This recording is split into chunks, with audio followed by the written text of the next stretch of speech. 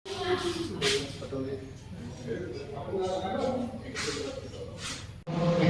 দিহা পৰামৰ্শ দি আমাক সহায় সহযোগিতা কৰে। আমাৰ মহন্ত গগৈছা আৰু ক'বই নালাগে, বিহু হৰিনামৰ পৰা আদি কৰি একদম ওতঃপ্ৰোতভাৱে মানে লাগি আছে কামত, তেখেতক ক'বই নালাগে। গতিকে মই আটাইলৈ এইখিনিতে মই শলাগৰ শৰাই আগবঢ়াইছোঁ আৰু অনাগত দিনত আমাৰ আমন্ত্ৰিত ব্যক্তিসকলৰ পৰা আৰু নতুন নতুন দিহা পৰামৰ্শ পাম বুলি মই ধন্যবাদ জনাই মোৰ শলাগৰ শৰাই পাইছোঁ।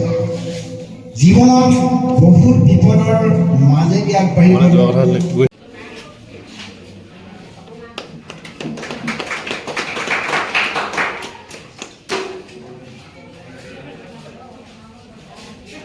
জীৱনে গতিশীল সময়ৰ সৈতে সমাজ তথা দেশ আৰু জাতিক উত্তৰণৰ দিশত আগমন কৰে। শিক্ষাক বুজি পোৱাজন অথবা শিক্ষাক প্ৰক্ৰিয়াৰে লিপ্ত কৰাজন দক্ষতা নিৰ্মাণৰ প্ৰতীক হয়।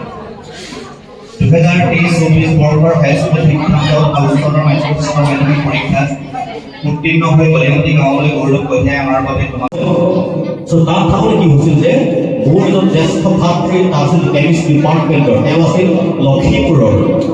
তেওঁৰ লগত ভাল সম্বন্ধ, তেওঁ কিবা সদায় ৰাতি গধূলি তেওঁ গীতা ভাগৱত পাঠ কৰে। আমাৰ মহোদয়ে কৈছিল হয় গীতা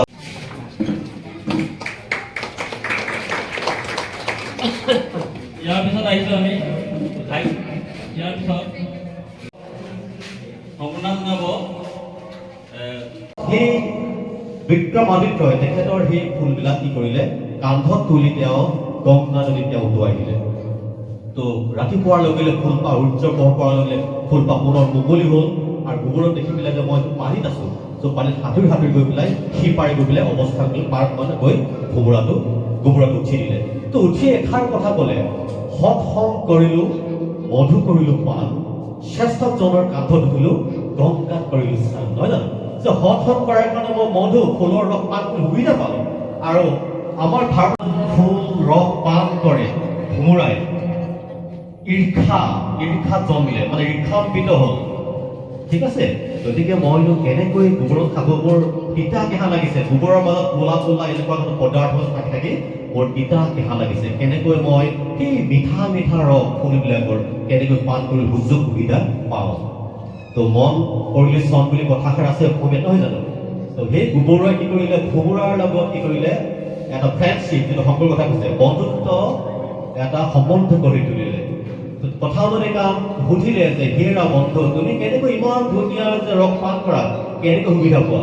বন্ধু চিন্তা নকৰে, মই তোমাক সেইটো সুযোগ সুবিধা দিম। আৰু সেইমতে গোবৰুৱাক ভোমোৰাই নি এজোপা ফুলৰ ডাঙৰ ফুলৰ মাজত এৰি দিলে আৰু তাতে তেওঁ ৰাতিপুৱাৰ গধূলিলৈকে ফুলৰ ৰস পান কৰি থাকিলে। গধূলি হৈ গ'ল, গধূলি হোৱাৰ লগে লগে ফুলপাহৰ পাখি বন্ধ হৈ গ'ল, বন্ধ হোৱাৰ লগে লগে গোটেই নিশা তাতে কটাই দিলে। তো ৰাতিপুৱা যেতিয়া কোনে কাৰ আছিলে নাজানো, মই বিচৰা প্ৰথমতে যে এজন ফুলৰ মালিয়ে বাকীবিলাক ফুলৰ লগতে সেই ফুলপাহ তাৰ পৰা ছিঙি নি পেলাই পূজা কৰিলে। পূজা কোনে কৰিলে?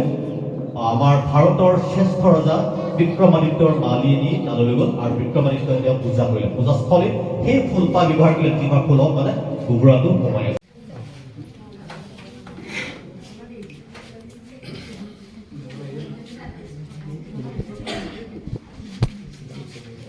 ইয়াৰ পিছত আছে শ্ৰীমান বিকাশ বৰুৱা, কলা শাখা